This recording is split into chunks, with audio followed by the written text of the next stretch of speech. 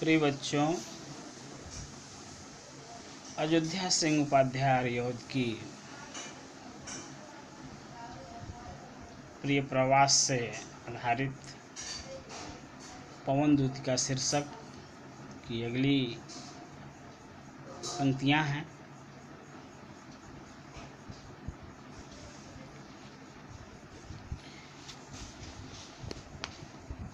पवन दूतिका को श्रीमती राधिका जी जब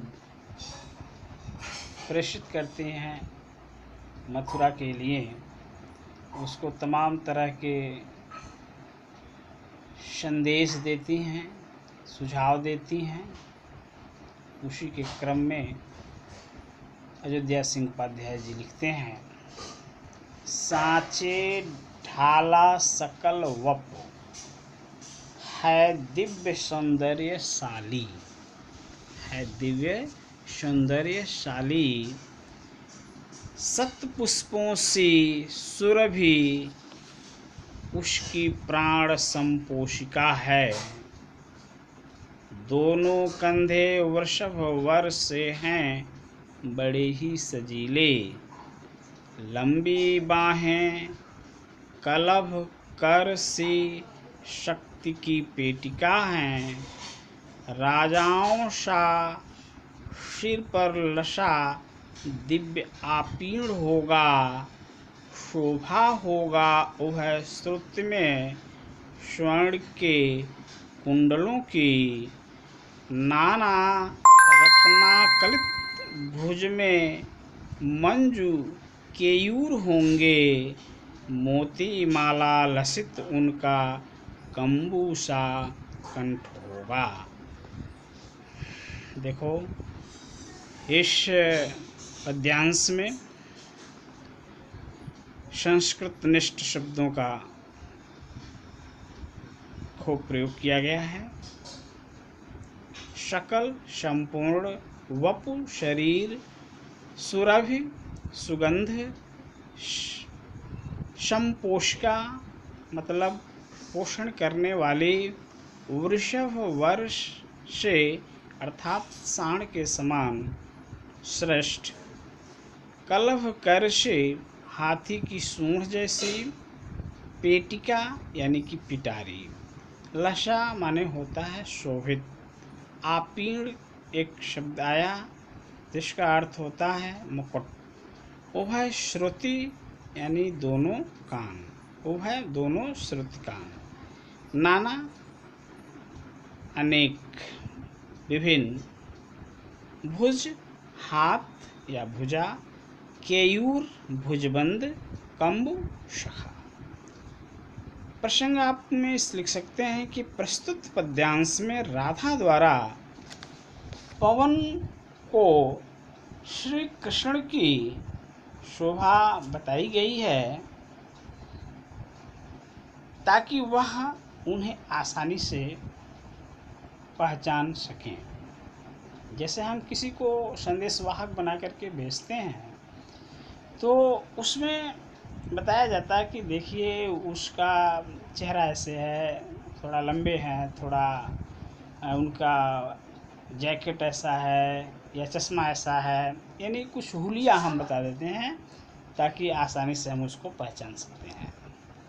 तो यही चीज़ें पवन दूतिका के माध्यम से, पवन दूती के माध्यम से राधा जी भगवान श्री कृष्ण के रूप सौंदर्य का भी वर्णन करती हैं। यानी कि कहते हैं कि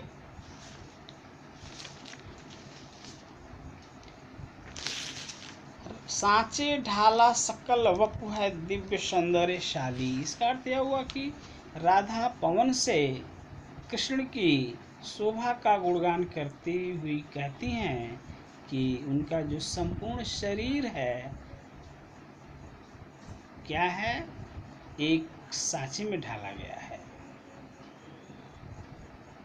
सांचे में ढालने का अर्थ यह हुआ कि किसी कलाकार द्वारा जब मूर्ति का निर्माण किया जाता है तो वह अपना 100% बनाता है। तो उनका शरीर, संपूर्ण शरीर सांचे में ढला हुआ है, अर्थात सुडौल है, जिसे देख अलौकिक सौंदर्य का दर्शन का आभास होता है। सत पुष्पों सी सुरभि उसकी प्राण संपोषिका है, उनके शरीर से निकलने वाली सुगंधित पुष्पों के सदृश सुगंध प्राणों का पोषण करने वाली है, यानी कि उनसे मिलने पर मन प्रफुल्लित हो जाएगा, आह्लादित हो जाएगा। और देखिए शारीरिक सौंदर्य, दोनों कंधे वृषभ वर्ष हैं, बड़े ही सजीले, यानी कि उनके कंधों को देखने से ऐसा प्रतीत होता है कि वे उत्तम कोटि के सांड के कंधे हों। यहाँ कहने का भाव यह है कि श्री कृष्ण की कंधे अति बलिष्ठ हैं। राधा जी आगे कहती हैं, राजाओं सा सिर पर लसा दिव्य आपीण होगा।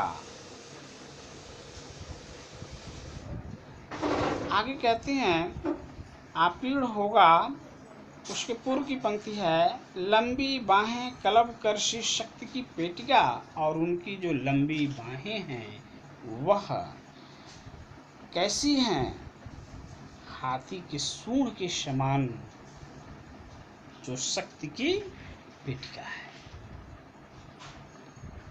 अपने आराध्य के प्रति, उनके शारीरिक सौंदर्य के प्रति बखूबी वर्णन करती हैं श्रीमती राधिका जी। अगली पंक्ति है, राजाओं सा सिर पर लसा दिव्य आपीण होगा, और राजाओं के भांति उनके मस्तक पर अपूर्व सौंदर्य युक्त मुकुट विराजमान होगा। अगली पंक्ति में कहते हैं कि शोभा होगी उभय श्रुत से स्वर्ण के कुंडलों की, नाना रत्नाकृत होंगे, भुज से मजकीयूर होंगे। शोभा होगी उभय श्रुति में, यानी दोनों कानों में सोने के कुंडल की शोभा होगी, अर्थात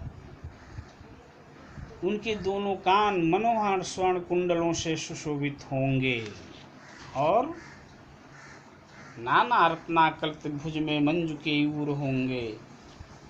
अनेक विभिन्न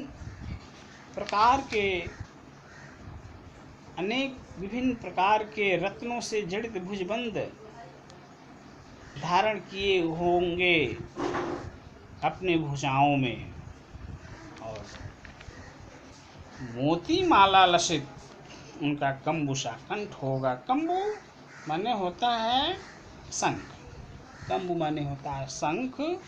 तो मोती माला, मोतियों की मालाओं से लसित सुशोभित माला होगी, शंख जैसी सुंदर और सुडौल दिखने वाली उनकी गर्दन में मोतियों की माला होगी, सुशोभित होगी। काव्य का पक्ष है, काव्य सौंदर्य है इसका। राधा के कथन के माध्यम से कवि ने श्री कृष्ण के संपूर्ण शरीर का शोभा का वर्णन उपयुक्त बिंबों के माध्यम से, प्रतीकों की सहायता से किया है।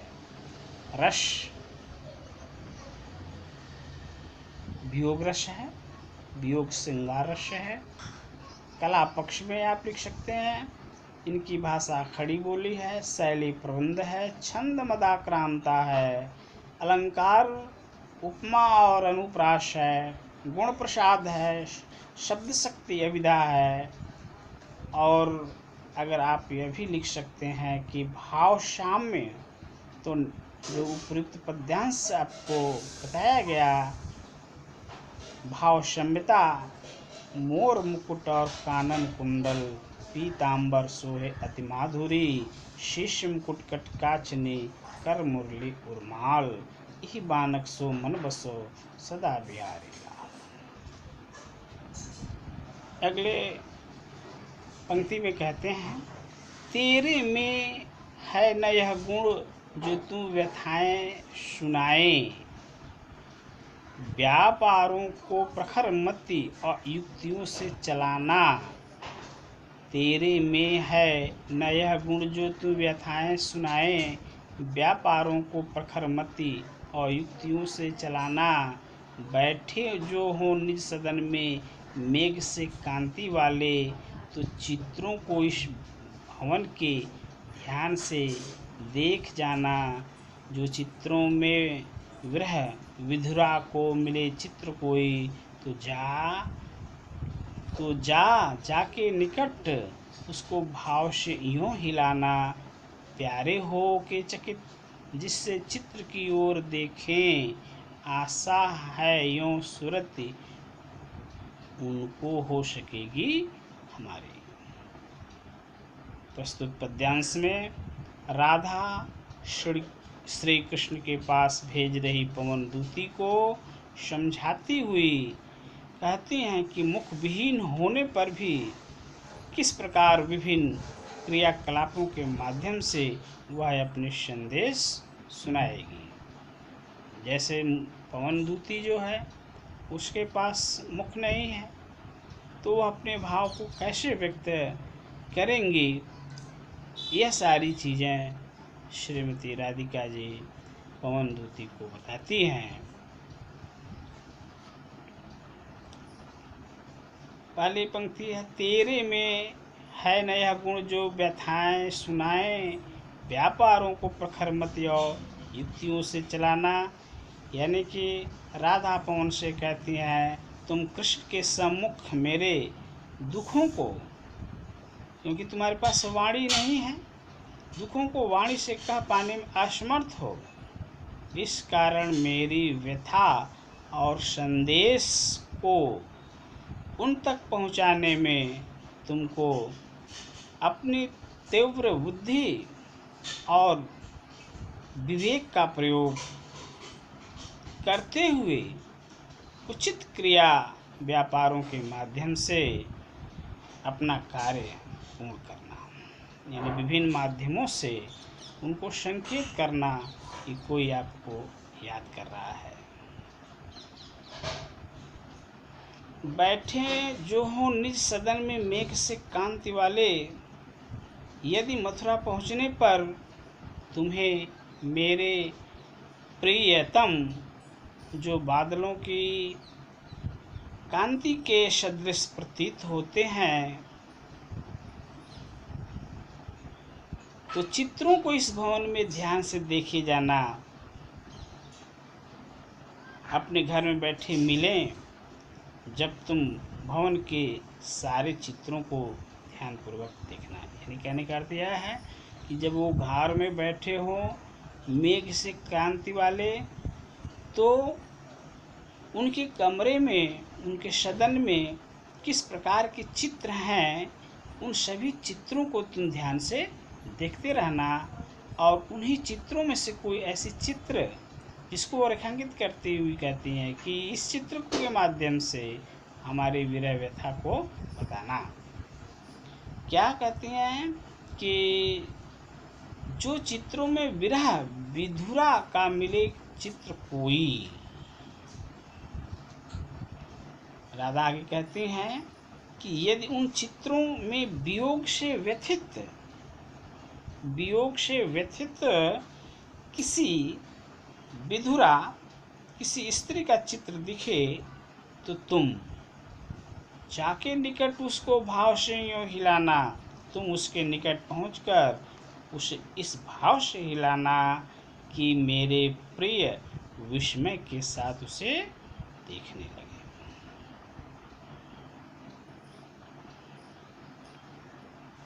प्यारे हो के चकित जिसके चित्र की ओर देखें, आशा है यूँ सूरत उनको हो सकेगी हमारी। और जब वो विस्मय से दिखने लगेंगे तो मुझे लगता है कि उस वीरांगना का चित्र देखकर उन्हें मेरी याद आने लगेगी, अर्थात उन्हें आभास होने लगेगा कि मैं विरह अग्नि में उसी प्रकार जल रही हूँ जिस प्रकार इस चित्र में यह स्त्री जल रही है।